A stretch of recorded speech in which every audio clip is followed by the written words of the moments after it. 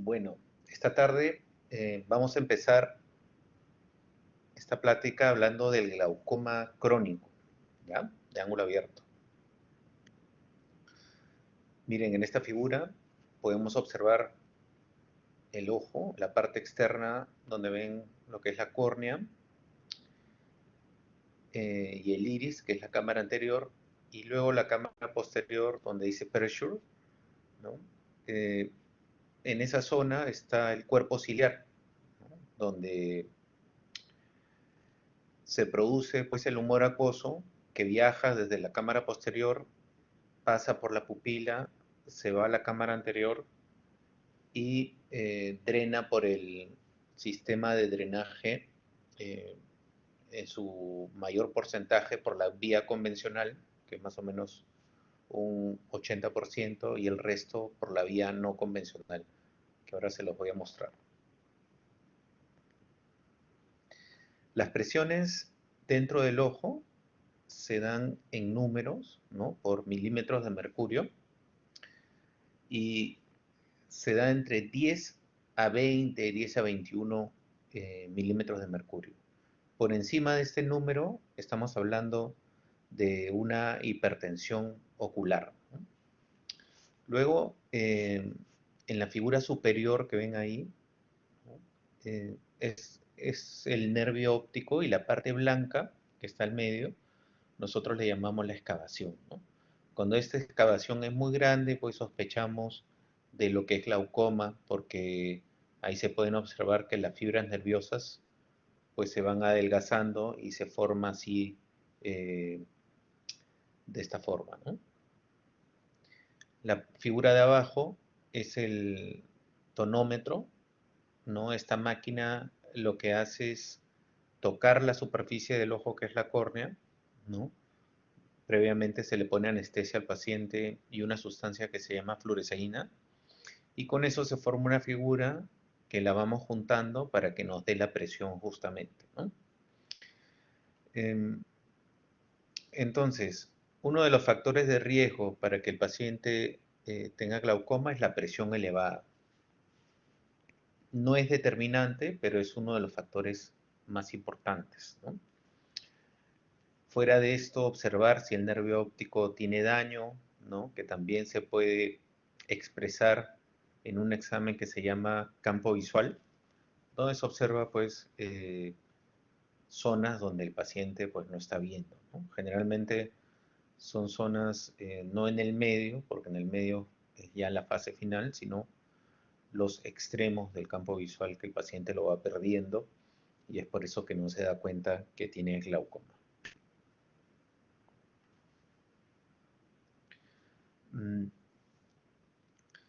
Como les mencioné, la presión elevada es el factor de riesgo más importante, pero no determinante. Edad avanzada, raza negra, por el pigmento que existe en el iris. Muchas veces hay pigmento en el sistema de drenaje y esto no deja que salga con facilidad el humor acuoso. En la anamnesis hay que preguntar si hay algún pariente con glaucoma, ¿no? Esto es muy importante. Y si existe, pues el factor de riesgo que este paciente lo tenga sube más todavía, ¿no? Diabetes, pacientes miopes altos y enfermedades vasculares. Por ejemplo, por decirle una migraña, ¿no? Que esto puede causar una mala circulación a nivel del nervio óptico y comenzarlo a dañar. Se han identificado pues algunas mutaciones, ¿no? en los genes, y estos 4 son los que más se ha encontrado en estos pacientes con glaucoma. Y el MIOC es el que se encuentra con mayor frecuencia, en un 33%. Este tipo de glaucoma de ángulo abierto, no presenta síntomas, ¿no? Generalmente el paciente puede venir a consulta con presiones elevadas, pero sin presentar ningún tipo de síntoma. Por eso que el glaucoma como que le va quitando la visión, como le dicen al paciente, de forma silenciosa, ¿no? Entonces, es por eso que hay que preguntar cuando se le examina al paciente y se sospecha de esto, si algún familiar lo tiene, ¿no? ¿Qué alergias tiene también? Porque cuando está con la presión elevada, hay fármacos que pueden reaccionar. Por ejemplo, si el paciente tiene si tiene alergia a las sulfas, no se le puede dar un componente que se llama dorzolamida, porque puede reaccionar, ¿no? También con algunas enfermedades que les voy a mencionar posteriormente. Miren, esta figura en la parte superior es el ángulo del ojo, ¿no? En este ángulo, por medio de un examen que se llama gonioscopía, que es un lente que se apoya en la córnea y con la lámpara de hendidura podemos observar el ángulo del paciente, ¿no? En este caso, para que sea abierto, tenemos que ver esas cuatro estructuras que observan ahí. La línea de Schwalbe, la malla trabecular, el espolón y el cuerpo ciliar, ¿no? Si ven estas cuatro estructuras, pueden determinar que el paciente tiene ángulo abierto. Si tienen dos estructuras o menos en los cuatro cuadrantes, pueden decir que el paciente tiene ángulo cerrado, ¿no? Entonces se evalúa la visión, el ángulo, la presión intraocular, que ya lo mencionamos, y observar pues el nervio óptico, si existe una asimetría de la excavación del nervio óptico entre un ojo y el otro. Se ha visto en estudios que si hay una asimetría de arriba de un 20% en excavación entre un ojo y el otro, la probabilidad de que tenga glaucoma es muy alta.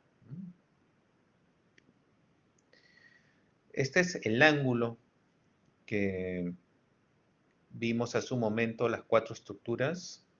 Estas partes de aquí es la malla trabecular, que es una de estas estructuras que tiene tres capas, ¿no? La malla uveal, donde ven los poros más grandes, la malla córneo-escleral, donde los poros son más pequeños, y la yuxta canalicular, donde los poros son más pequeños que las capas anteriores, donde es la zona de mayor resistencia en lo que es la salida del humor acuoso. Después pasan a lo que es el canal de Schlemm y el humor acuoso pasa hacia los plexos venosos, ¿no? Haciendo todo ese recorrido las 24 horas del día. Este es por medio de un corte histológico, se observa la malla trabecular, lo que hemos visto en el diagrama anterior, cómo se ven los poros de estas capas del sistema de drenaje convencional, ¿no? Muchos tratamientos se hacen a nivel de esta zona, ¿no? Y uno de ellos es el SLT, que es una trabeculoplastía láser selectiva, ¿no? Que se realiza por medio de un láser Q-switch, que lo que hace es ir directo a las células pigmentadas de esta malla trabecular para hacer como una limpieza de esta zona y el humor acuoso salga con mayor facilidad. Esta es una foto que tomé en el consultorio con ese lente que les decía de gonioscopía. Miren cómo se observa, ¿no? Y pues podemos decir ahí que el paciente tiene un ángulo abierto. Este es un examen que lo que hace también es tomar en los 360 grados el ángulo del paciente.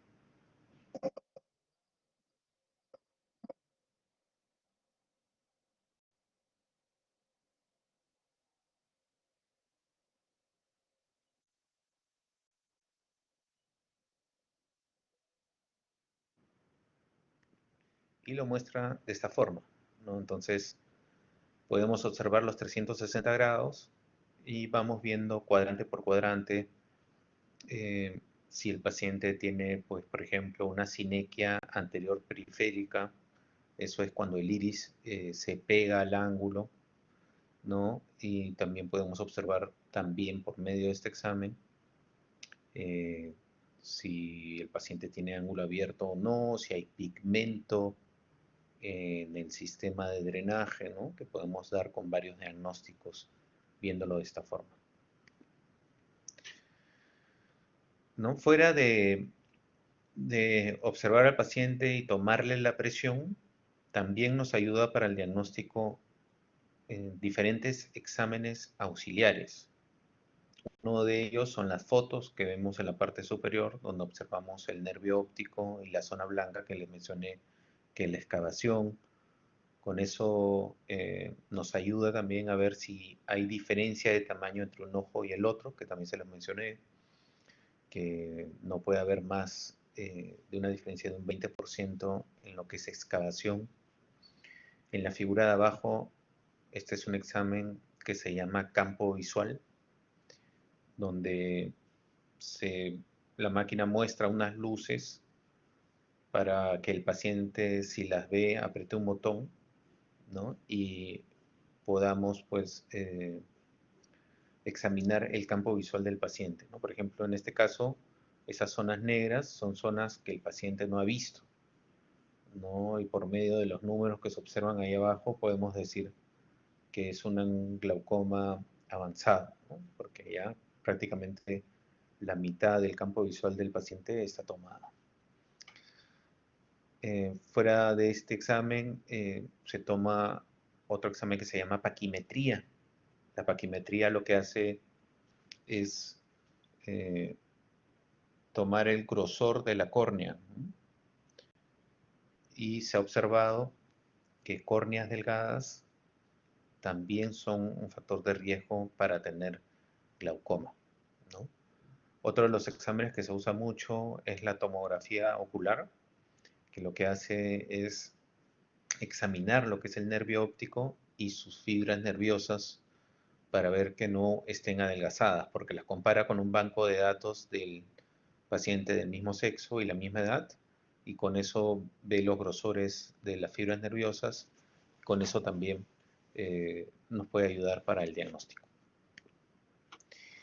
Cuando ya damos con el diagnóstico, tenemos que empezar un tratamiento, ¿no? Y el tratamiento actual es bajar la presión intraocular para que no se sigan dañando estas fibras nerviosas, ¿no? Podemos empezar con un tratamiento primero farmacológico con gotas, ¿no? Uno de los más usados ahora son los análogos de prostaglandinas, que se echan solamente una vez en la noche, ¿no? Estas gotas generalmente ponen un poco el ojo rojo de los pacientes, así que hay que advertirles esto, ¿no?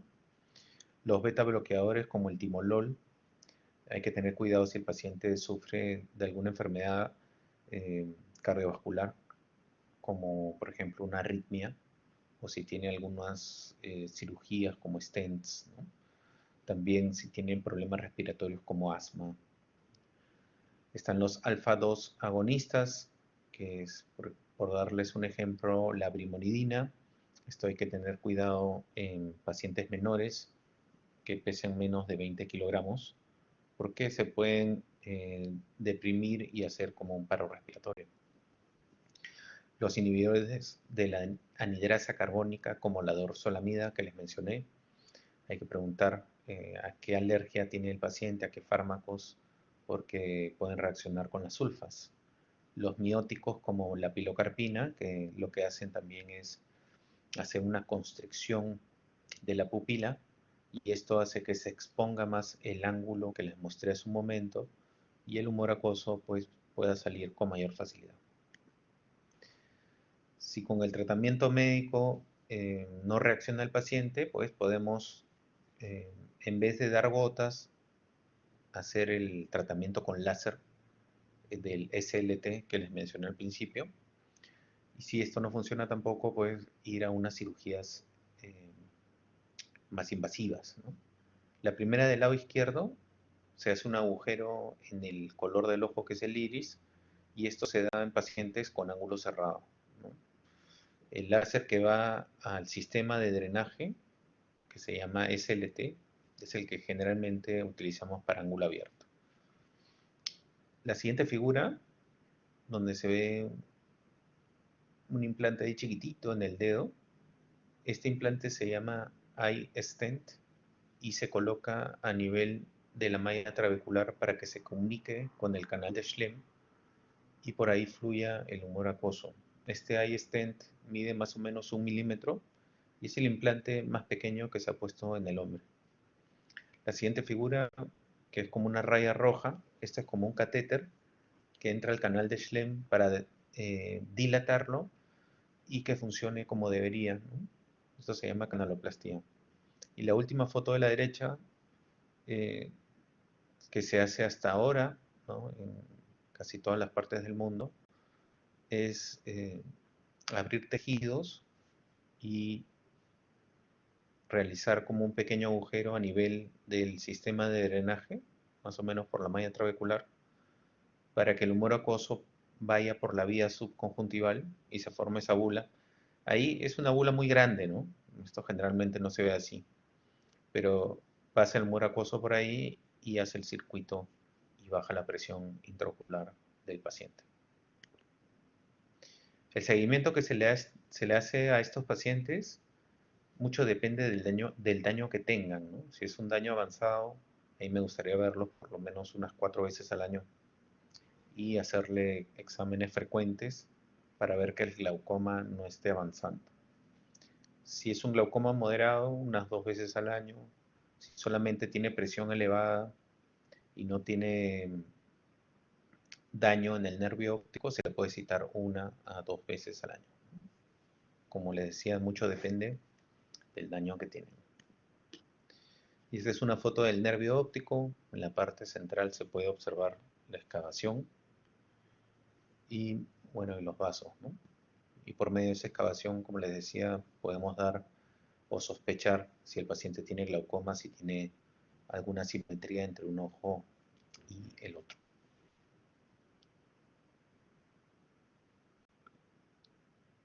Muchas gracias, espero que les haya gustado la clase.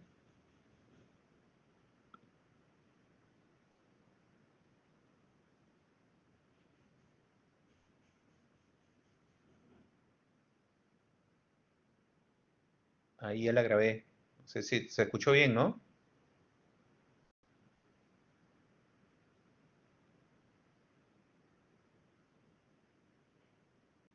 Perfecto. No, gracias a ustedes por esperar. Gracias. Suerte.